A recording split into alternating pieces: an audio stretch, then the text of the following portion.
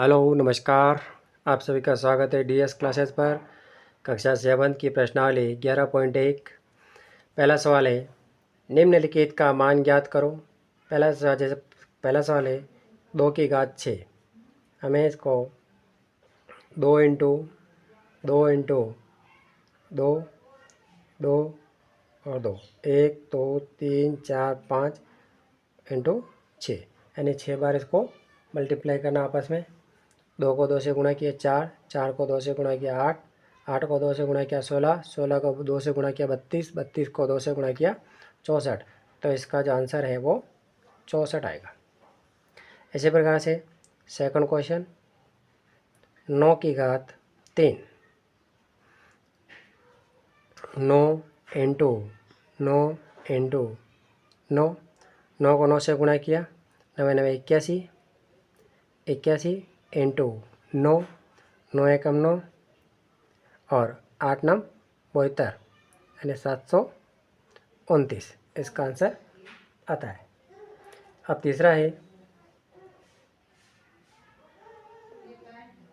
तीसरा प्रश्न है 11 की घात 2।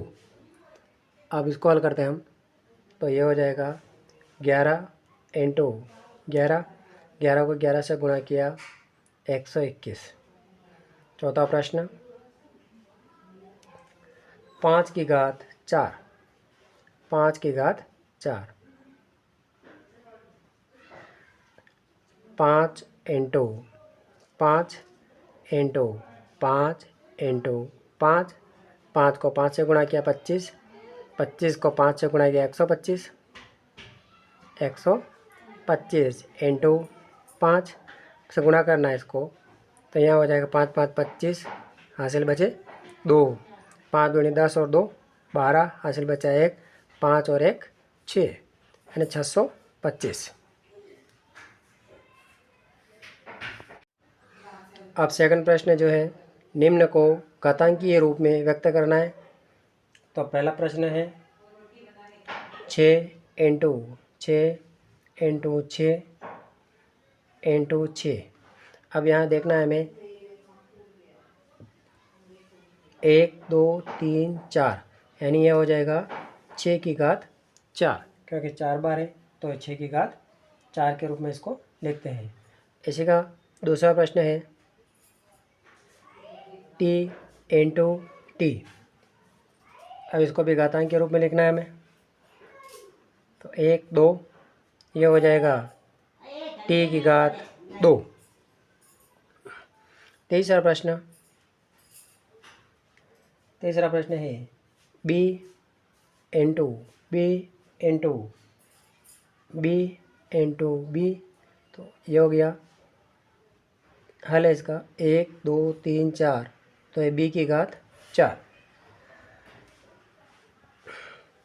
फिर चौथा प्रश्न 5 इंटू 5 इंटू 7 इंटू 7 इंटू 7। अब 5 की घात 2 हो जाएगा इंटू 7 की घात 3। ये तीसरा प्रश्न हो गया। अब चौथा प्रश्न है पाँचवा है यहाँ पे, क्योंकि ये चौथा है 3 तक इधर हो गया। 2 इंटू 2 2 इंटू 2 इंटू ए इंटू ए। तो इसका हल है 2 की घात 2 इंटू ए की घात 2। छठा प्रश्न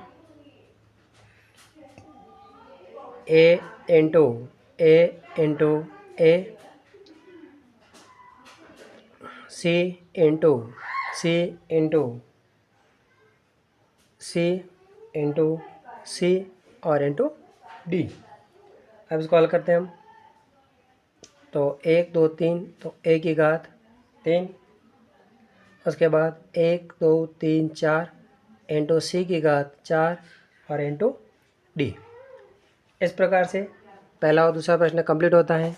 अगर आप डीएस क्लासेस पर नए हो तो चैनल को सब्सक्राइब करें, वीडियो को लाइक करें और अधिक से अधिक शेयर करें।